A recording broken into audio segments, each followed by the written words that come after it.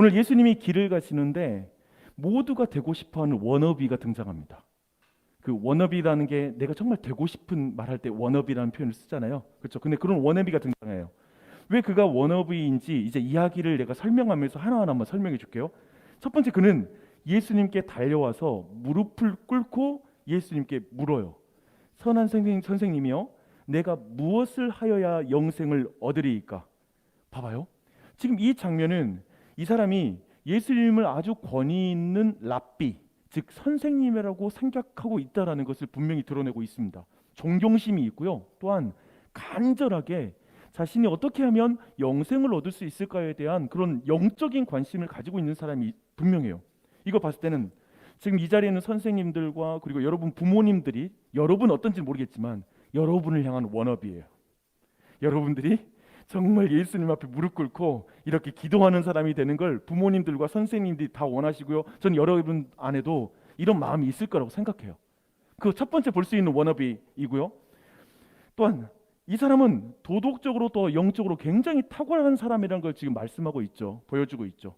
또 예수님은 무엇을 해야 영생을 얻냐는 이 질문에 대해서 이제 십계명의 후반부인 이웃사랑에 대한 말씀을 하나하나 말씀해 주십니다. 이것이죠. 내가 계명을 안 하니 살인하지 마라, 간음하지 마라, 도둑질하지 마라, 거짓 증언하지 마라, 속여서 빼앗지 마라, 내 부모를 공경하라. 이렇게 말씀하죠. 예수님의 이 말씀에 그는 아주 자신 있게 말합니다. 멋져요. 선생님이요, 이것을 내가 어려서부터 다 지켰나이다 라고 이렇게 말합니다. 그는 어른을 공경할 줄도 알고요, 타인에 대해서 피해주지 않고 친절한 사람이기도 하고요, 그리고 매우 도덕적이면서 종교적인 아주 나이스한 사람이에요. 여러분, 그 나이스하다라는 이 표현 알고 있죠? 되게 멋져요. 그래서 여러분도 나이스한 사람이 되고 싶지 않습니까? 저를 한번, 제이야, 그리고 우리 옆에 있는 친구들 다 봐봐. 우선 내가 제이한테 묻고 싶었어. 제이도 나이스한 사람이 되고 싶지? 그치, 나이스한 사람 다 되고 싶습니다. 근데 아마도 근데 여기 몇몇 친구들은 아니요, 저는 좀 나쁜 남자 되고 싶어요. 난 그게 매력이라고 생각해요. 이런 사람이 있을 수 있어요. 근데 그렇게 매력을, 그런 분이 있을 텐데, 이제 제가 다음으로 말하는 이 사람의 그 워너비 보면 이 부분에는 매력을 느낄 거예요. 제가 계속 한번 이 대화를 이어가면서 이 사람을 또 소개해 드릴게요. 예수님은 이제 그를 굉장히 사랑스럽게 보세요. 그래서 그리고 이렇게 말씀하십니다. 내게 아직도 한 가지 부족한 것이 있어. 그런데 가서 내게 있는 것을 다 팔아 가난한 자들에게 주라. 그리하면 하늘에서 보화가 내게 있으리라. 그리고 와서 나를 따르라 라는 이 말씀을 예수님이 하세요. 근데 이 말씀으로 이 사람에 대한 워너비 정보가 하나가 추가됩니다. 어떤 거냐면 이 사람은 재물이 많은 부자라고 소개되고 있습니다. 어때요? 여기 재물이 많은 부자 되고 싶으시죠? 손을 들으려면 절대 안 들을 테니까 마음으로만 들어주세요. 다 들었군요. 네, 도덕적으로 착하고 그리고 종교적으로 열정적인데요, 그렇죠? 거기에다가 또 예수님께 호의적인 사람이에요. 그리고 거기에다가 부자예요. 너무 괜찮죠, 이 사람. 그런데 여기에서 끝이 아니에요.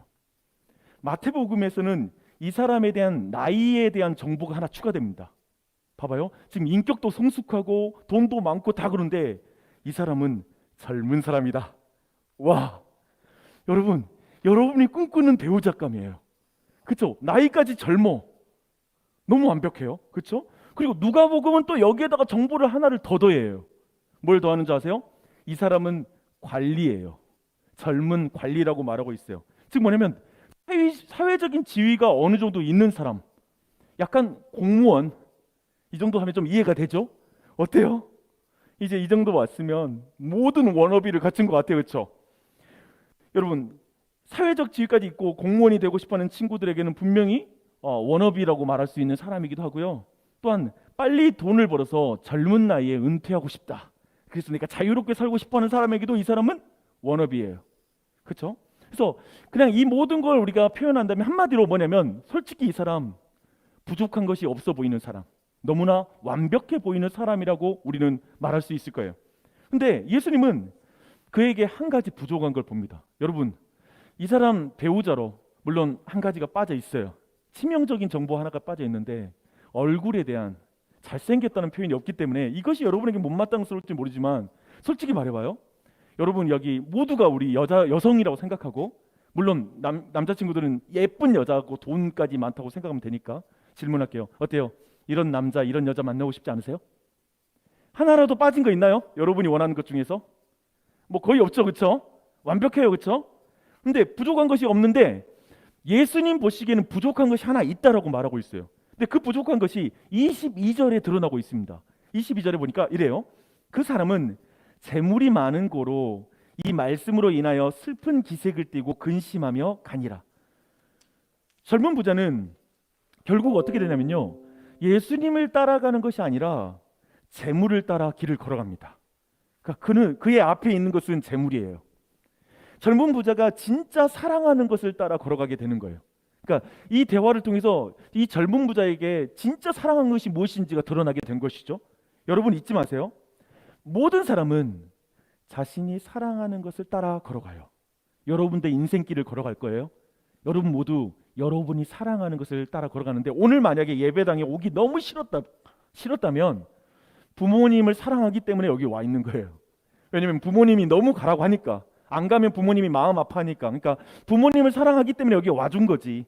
하지만 뭐 선생님이든 어머님이든 아버님이든, 그리고 우리 모두가 여러분에게 원한 건 여러분이 하나님을 사랑해서 여러분의 주일날 발걸음이 여기 왔으면 좋겠다라고 생각을 하거든요. 네, 소망이에요. 너무 큰 소망이에요. 그런데 그건 우리의 마음이지만 중요한 건 무슨 이해는 되죠? 여러분이 사랑하는 것을 향해 여러분의 인생은, 여러분의 발걸음을 걸어가게 돼 있다라는 거예요. 여러분 보세요. 지금 겉으로 볼 때 부족할 것이 하나도 없어 보이는 이 부자에게 부족한 것이 무엇인지 하나가 분명히 드러나요. 그것은 뭐냐면 그에게 예수님에 대한 사랑이 부족한 거예요. 이거예요. 예수님에 대한 사랑이 부족한 사람이에요. 그는 대신 재물을 예수님보다 더 사랑하는 사람이었다는 게 지금 이 모든 대화에서 드러나고 있죠. 예수님은 그 젊은 제자를 매우 젊은 부자를 안타깝게 여기면서 제자들에게 이렇게 말씀하십니다. 재물이 있는 자는 하나님 나라에 들어가기가 얼마나 어려운가. 낙타가 바늘귀로 나가는 것이 부자가 하나님 나라에 들어가는 것보다 쉬우니라. 와, 어때요? 지금 여기까지 대화를 한 줄로 요약할 수 있을 것 같아요. 이렇게 예수님보다 재물을 더 사랑하면 하나님 나라에 들어갈 수 없다라는 것입니다. 여러분 만약에 여러분 안에 예수님보다 더 사랑하는 것이 있다면, 만약 여러분이 오늘 죽게 된다면 아마 천국에 못 들어갈 거예요. 예수님보다 더 사랑하는 것이 있다면.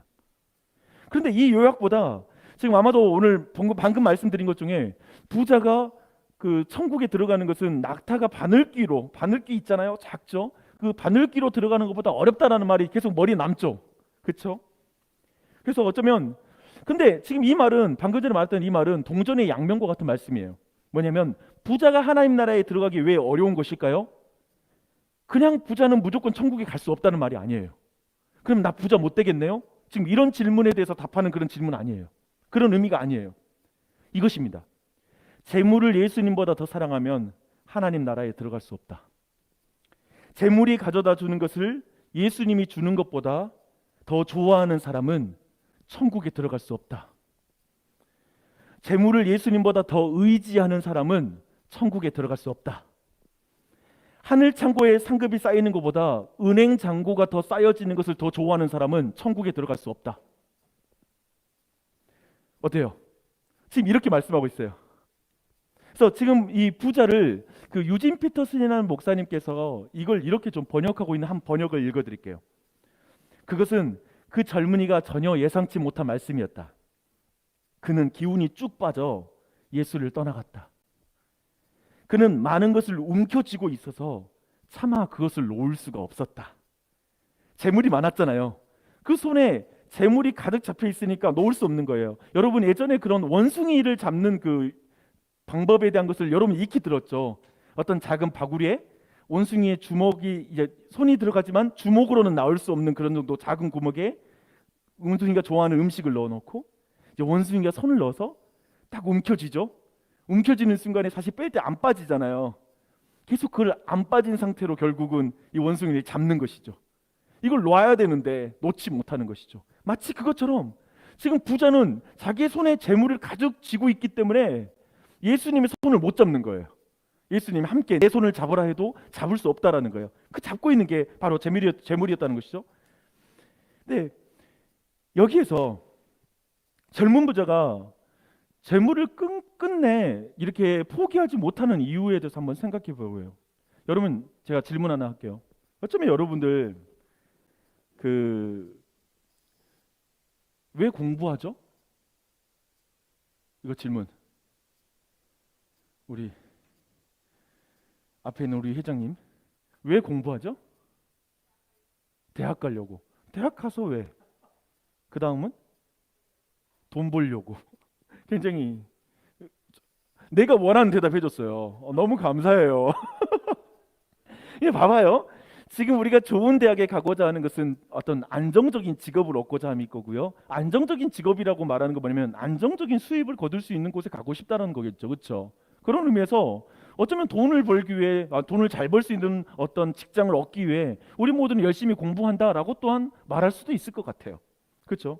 근데 여기서 제가 또 한 가지 한번 질문을 또 해보겠습니다. 오늘 이야기를 가기 위해서 2002년도에 그 한 햄버거 광고가 있었는데 그 느낌으로 묻고 싶어요. 그때 여러분 아세요? 니들이 개맛을 알아? 이거 모르죠, 여러분? 왜냐면 2002년도니까. 2002년에 태어난 사람 여기 있나? 여기 2002년도 이후죠. 그쵸? 2002년도에 아주 유명한 광고였습니다. 이 광고였는데 신구 씨가 니들이 개맛을 알아? 뭐 이렇게 했던 광고였어요. 근데 이게 크랩버거 선전이었어요. 크랩버거. 근데 이 느낌으로 한번 물어볼게요. 여러분, 니들이 돈 맛을 알아? 어때? 니들이 돈 맛을 알아? 이렇게 말한다면 여러분 진짜 돈이 좋다라는 게 느껴져요? 어떤가요? 돈 맛을 아느냐라는 이 질문을 다르게 말하면 여러분 돈이 가져다 주는 그 힘과 많은 유익들 여러분 충분히 알고 있는 것 같아요? 여러분 100만 원 주면 뭐 하고 싶어요? 1000만 원 주면 뭐 하고 싶어요? 한번 생각해 보라고요. 아마도 1000만 원 주면 뭐 할지 생각 잘 안 날걸요? 왜냐하면 그 정도 받아본 적이 없으니까. 지금 100만 원도 지금 계산이 안 될 수 있어요. 지금 그런데 부모님들은 달라요. 그 돈 주면 뭐 할지가 계산이 나와요. 왜냐하면 이미 그 정도 돈을 만져봤고요. 그 정도 돈으로 뭐 할 수 있는지 잘 알거든요. 그래서 어쩌면 1억, 2억, 저 같은 경우에는 한 5억까지는 계산이 되는데 그 이상으로는 또 내가 뭐 할지가 생각이 안 나네요. 예를 들면 그래요. 여러분이 돈 맛을 아는 건 참 어려워요. 왜냐하면 여러분들이 용돈을 받고 있는 한 돈 맛이 진짜 뭔지 잘 모를 수 있어요. 근데 거기에 더해서 한 가지 더 질문해 볼게요. 여러분은 돈이 없어서 서러운 적이 있었어요? 있을 수 있어요. 정말 또 뭔가를 내가 사고 싶은데 못 샀던 그 서러움이 있을 수 있고 친구들이 부러웠던 경험도 있을 수 있습니다. 근데 배를 골마 본 적 있나요? 돈이 없어서? 뭐 그럴 수도 있겠죠. 하지만 대부분 그런 적은 없을 거예요. 그렇죠? 그래서 오늘 말씀 이해하는 게 쉽지 않아요. 돈이 얼마나, 돈 맛이 뭔지, 돈이 어떤 유익을 줄 수 있는지, 돈이 우리에게 어떤 영향을 주는지에 대해서 여러분 잘 계산이 안 될 수 있어요. 그래서 돈이 어떤 힘을 가지고 있는지, 왜 지금 이 젊은 부자가 끝끝내 자신이 가지고 있는 이 재물을 포기하지 못하고 근심하면서 예수님을 떠나가는지 그 이유를 우리가 잘 이해할 수는 없을 거예요. 하지만 아까 나눈 것처럼 사실 여러분 지금 공부하는 이유가 돈 잘 벌기 위해서 그런 거거든요. 그런 의미에서 여러분 성적이 떨어지고 올라갈 때마다 막 불안하고 막 그것이 기쁘고 한 이유도 어쩌면 이것과 관련이 있거든요. 그러니까 여러분과 관련 있는 이야기니까요. 한번 조금만 더 들어보게요. 누가복음 12장에는 돈 맛을 아주 잘하는 한 인물이 등장합니다. 그분 좀 소개해 드릴게요. 이분인데요. 돈 맛을 아주 제대로 아시는 분이십니다. 근데 이분이 이제 이분에 대한 이야기를 예수님이 비유인데요. 이 비유를 하게 된 배경이 뭐냐면 한 사람이 예수님께 나와서 형과 유산 분쟁을 지금 하고 있는데 예수님께서 거기에서 조정을 해달라는 부탁을 해요. 한번 생각해 보세요. 예수님이 지금 누구 재산 분쟁에 끼어드실 분입니까? 그런 위치로 오셨나요? 그러니까 좀 약간 너무 어색한 장면이에요. 이것 한마디로 뭐냐면 내 인생의 가장 중요한 것은 돈입니다. 예수님. 내 인생의 행복을 좌지우지하는 게 돈입니다. 그러니 예수님, 제가 더 돈을 확보할 수 있도록 우리 가정의 경제 정의를 실천해 주십시오. 이 재산 분쟁 좀 어떻게든 조정해 주십시오. 이렇게 지금 예수님께 부탁하고 있는 거예요. 이런 요청이에요. 지금 자신이 가장 사랑하는 것을 위해서 예수님을 이용하고 싶은 거예요. 지금 이 사람은 예수님께 와서 죄를 용서해 주세요 이런 마음은 없어요. 재산 분쟁을 조정해 달라는 거야. 왜냐하면 재산을 가장 사랑하니까. 이 많은 재물이 그 사람의 정체성이 된 거야. 재산이 이 사람의 정체성이에요. 그리고 그의 생명, 그의 행복이 재물에 있다라고 생각하기 때문에 예수님 앞에 나와서 지금 이런 요청을 하고 있는 것이죠. 소유가 그를 규정하고 있어요. 그 사람은 재물이 줄 수 있는 것이 너무 많기에 예수님을 이용하고 있는 것입니다. 사실 예수님이 아니라 재물이 주인인 사람이 지금 예수님께 나와서 이 요청을 하는 거예요. 그렇죠? 근데 예수님은 그에게 야, 생명이 소유보다 더 중요하다라고 말씀하시면서 이 어리석은 부자에게 이 사람에게 어리석은 부자라는 한 비유를 들려드립니다. 제가 그 비유, 이 부자의 비유를 들려드릴게요. 이것도 한 번역이에요. 한번 들어보세요. 어느 부자의 농사가 풍년이 들었다. 그가 혼잣말로 말했다. 어쩌지? 이 수확물을 두기에 내 창고가 좁구나. 그러다가 이렇게 말했다. 이렇게 하자. 창고를 헐고 더 크게 짓자. 그리고 내 곡식과 재산을 다 모아들이고 내 자신에게 이렇게 말해야겠다. 잘했다. 너는 크게 성공했으니 이제 은퇴해도 좋다.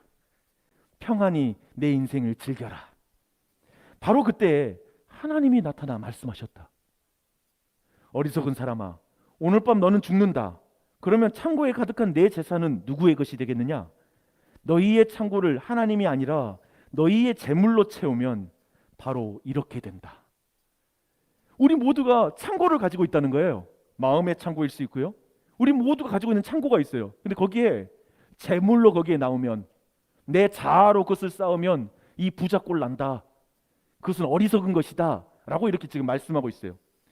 이 비유는 지금 재물, 즉 돈 맛에 제대로 어떻게 사람들이 중독되는지를 분명히 보여주고 있어요. 여러분, 돈이 얼마나 좋은 것인지 한번 들어보세요. 지금 이 사람이 완전히 취해 있는 거잖아요. 왜 좋은 거냐면 특별히 사람에게는 네 가지 욕구가 있다고 합니다. 네 가지 욕구. 친밀함을 느끼고 싶어하는 욕구, 그리고 인정받고 싶어하는 욕구, 그리고 안전하고 싶은 욕구, 그리고 마지막으로는 통제를 하고 싶은 욕구라는 이 네 가지 욕구가 있대요. 봐보세요. 지금 부자를 보세요. 부자는 재물이 많아지자 그가 안전하다고 느껴요. 그리고 내 삶이 안정되었다라고 느끼기 시작하죠. 그 안정감. 그리고 이제 자신의 삶을 스스로 통제할 수 있다고 생각해요. 왜냐하면 재물이 많으니까 돈으로 다 막으면 되니까요. 이제 남은 그 일은 뭐냐면 이제 인생을 즐기자라는 거야. 그렇죠? 근데 재미있는 게 뭔지 아세요? 이런 현상이 지금 한국 사회에 그 현상이 일어나고 있어요. 아마도 여러분 혹시 파이어족이라는 말 들어봤어요? 파이어족 들어본 사람? 안 들어봤구나. 요즘 예를 들면 젊은 사람들, 젊은 직장인들이 이런 꿈을 꾸고 있대요. 나 파이어족이 되고 싶어. 무슨 뜻이냐면 Financial Independence Retire Early. 파이어로 해가 앞에 이니셜을 따서 뭐냐면 경제적으로 독립해서 빨리 퇴직하는 거. 이것을 말하고 있어요. 그래서 젊었을 때 자신이 받고 있는 그런 월급, 임금을 극단적으로 절약해서 노후 자금을 빨리 확보해서 늦어도 40대에 퇴직하자라는 이런 움직임이 있어요. 여러분, 근데 한번 생각해 볼까요? 여러분, 얼마나 모으면 빨리 퇴직할 수 있을 것 같아요? 이것은 누구한테 질문할까? 우리 경민이. 경민이는 얼마나 있으면 빨리 퇴직하면 괜찮을 것 같아? 지금 계산으로 한번 생각해봐. 그냥 때려도 돼. 얼마? 얼마 정도면 퇴직할 수 있을 것 같아? 5억? 5억이라고 말씀입니다. 여기에서 바로 장동신 부장 선생님에게 들어보도록 하겠습니다. 장동신 부장 선생님, 바로 퇴직할 수 있다면 내 돈에 얼마 정도 쥐어지면 바로 퇴직한다? 50억. 50억 말씀하셨어요. 근데 너무 내가 원하는 대답이기도 한데요. 너무 칭찬하고 싶어요. 너무 감사해요. 미국의 재무설계사가 미국 사회에서 이 얼마 정도면 퇴직을 빨리 할 수 있을까라는 걸 계산해 봤는데 최소 500만 달러 아니면 현실적으로는 1000만 달러를 말했대요. 500만 달러면 뭐냐면 60억.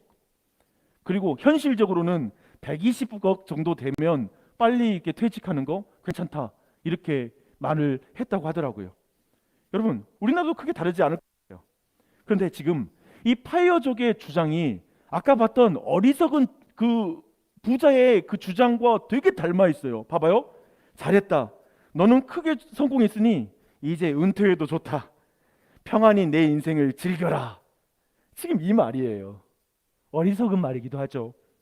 이렇게 사람들은 돈 자체가 가져다 두는 그 돈이 가져다 두는 그 안전이 좋은 거예요. 여러분, 돈 자체가 아니에요. 돈 자체를 좋아하는 게 아니에요, 사람들은. 그래서 우리는 돈이 가져다 두는 그 안전함이 좋은 거예요. 그리고 자기의 삶과 세상을 통제할 수 있는 그 돈이 좋은 거예요. 통제하고 싶은 마음을 채워주기 때문에 돈이 중요한 거예요.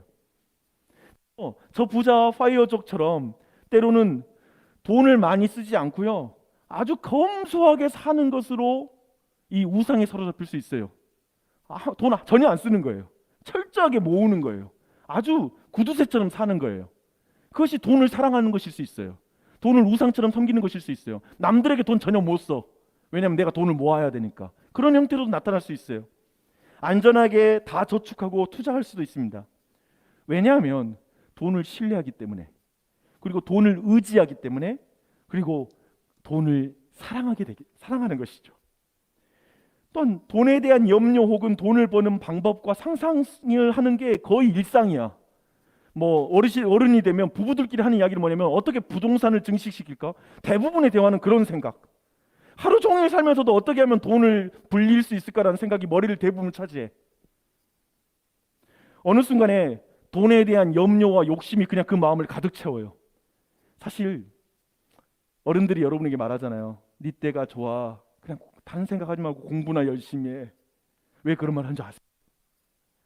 어른이 되면 가족들 먹어 살리기 위해서 돈 걱정하고 염려하고 다른 걱정을 어른들은 되게 많이 하거든요. 근데 자신의 인생을 살아보니까 딱 여러분의 시기 때만 어쩌면 공부에 집중한다거나 다른 거 생각하지 않고 뭔가 자신을 위해서 시간을 쓸 수 있는 시간이거든요. 근데 어른이 된다는 거 어쩌면 아마 여러분 안에는 어른 되는 거 별로 좋아하지 않아 그런 친구들이 있을 수 있어요. 근데 사실 어른이 된다는 건 그런 많은 걱정과 염려들이 머리를 가득 채우기 시작해요. 여러분 어떤가요? 여기까지 이해하면 지금 왜 부자가 재물을 손에서 놓지 않는지 그 이유가 조금은 이해되죠, 그렇죠? 조금은 이해되죠. 돈은 그에게 안전함을 느끼게 해줘요. 안전한 차와 안전한 집을 구입할 수 있도록 해줍니다. 제가 이것도 계산해 봤어요. 보니까 차량의 10배 정도가 집값이 되겠더라고요. 대부분. 그러니까 고급 차를 사면 그의 10배 정도가 일반적으로 그 정도 주택을 구매할 수 있는 그러니까 그런 계산이 되는 것 같아요. 근데 그것을 내려놓고 그 안전한 집, 안전한 차를 내려놓고 예수님의 손을 잡으라고요? 돈은 내 삶에 통제할 수 있게 만들어주잖아요. 수많은 보험을 들어서 모든 위험을 통제하게 만들어주는 거예요. 여러분 생각해보세요. 수백 가지의 보험을 다 듣는 거야. 근데 그 100개가 넘는 보험 다이어리를 내려놓고 예수님의 손을 잡으라고요? 내려놓을 수 있어요? 또 계속 월세를 받을 수 있는 건물주가 되면 편안함과 안락함을 얻을 수 있어요.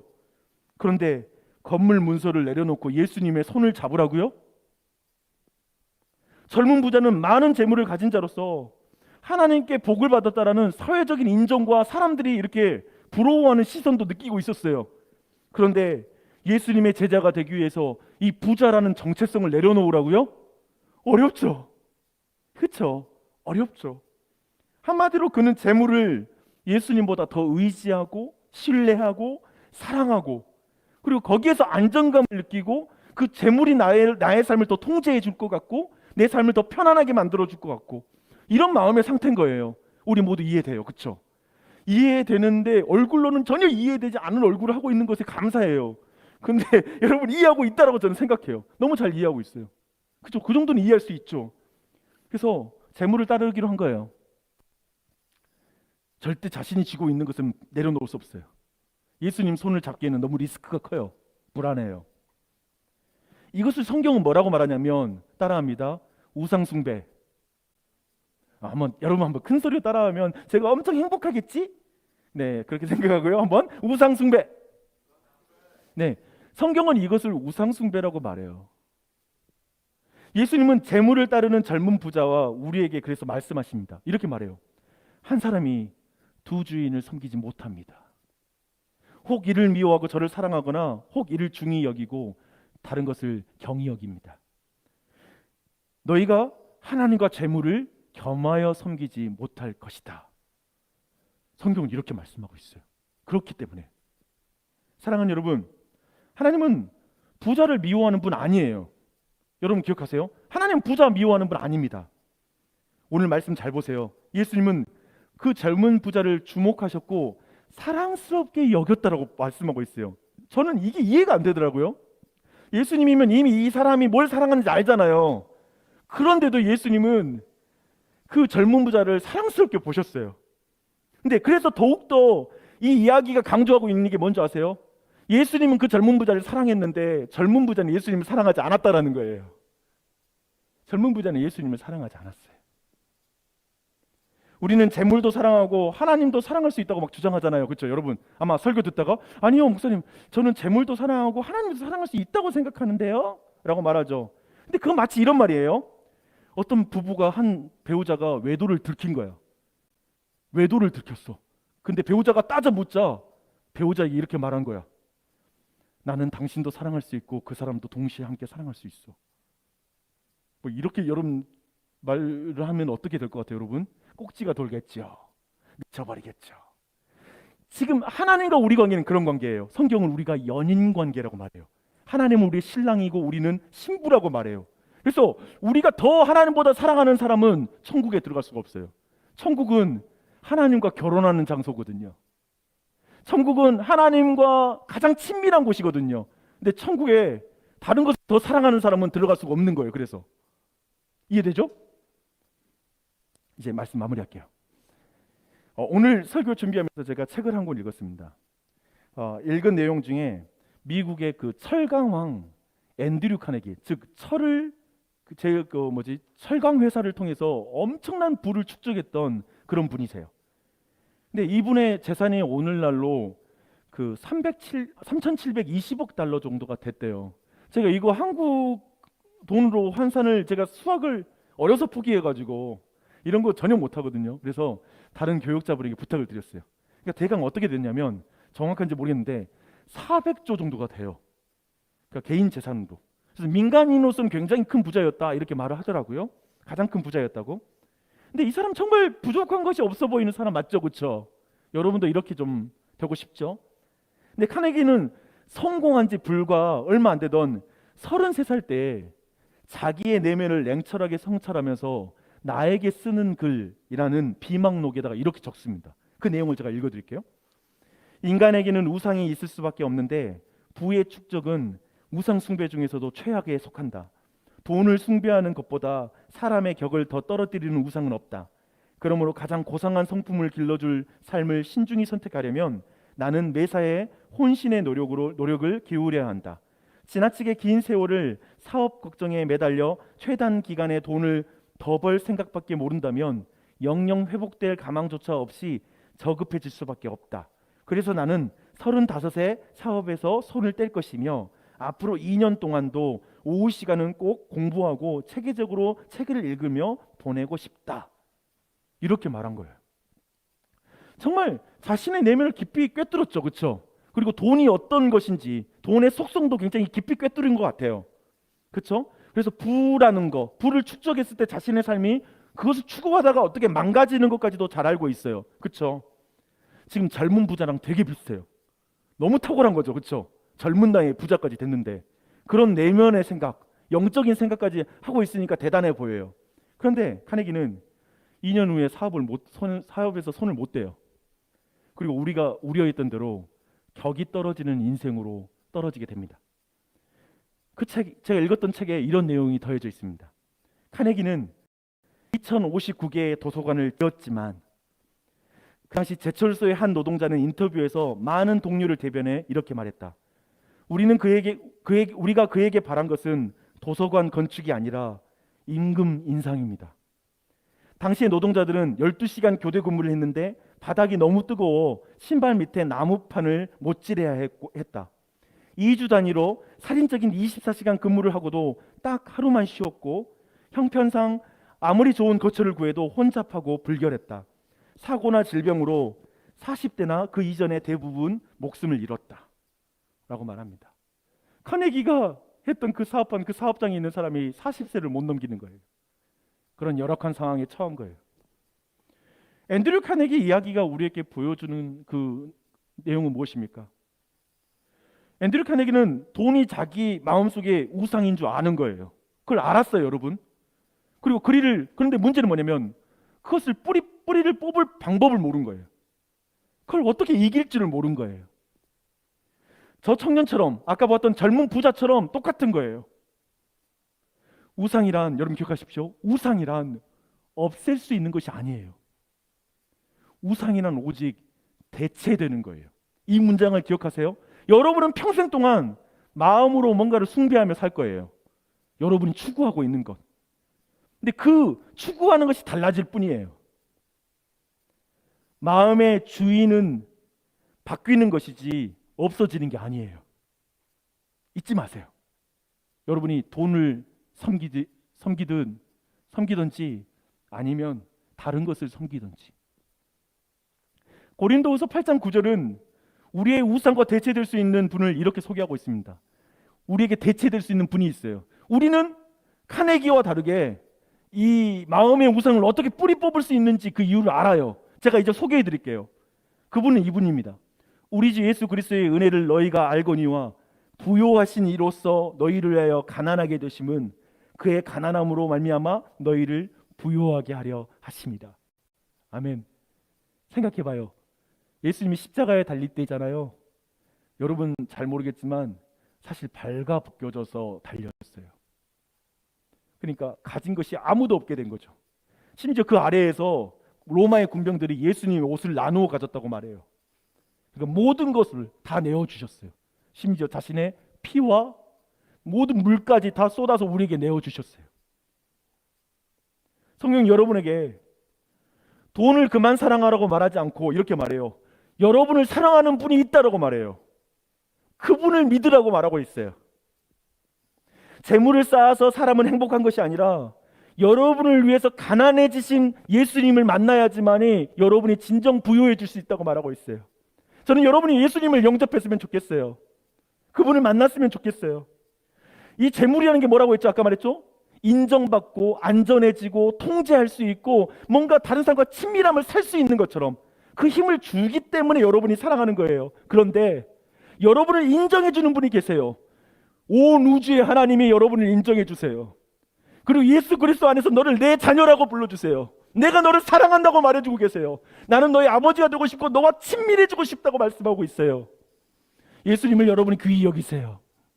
그 누가 더 여러분을 욕할지라도 예수님은 여러분을 버리지 않아요. 그분을 믿으세요. 여러분을 보배라고 말씀하세요. 그리고 여러분을 지켜주겠다고 말씀하세요. 여러분과 함께 하겠다고 말씀하세요. 이 예수님을 믿으세요. 이 예수님을 만나세요.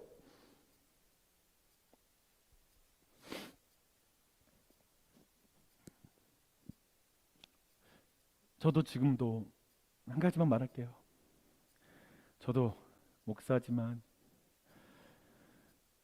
밖에 소식 들으면 나도 은퇴를 어떻게 준비해야 되지? 그럴 때가 있어요. 뭐 아무것도 잡히지가 않아요. 어떻게 내 은퇴를 준비해야 되나? 그러면서 내가 지금 뭐 해야 되나 생각이 드는 거예요.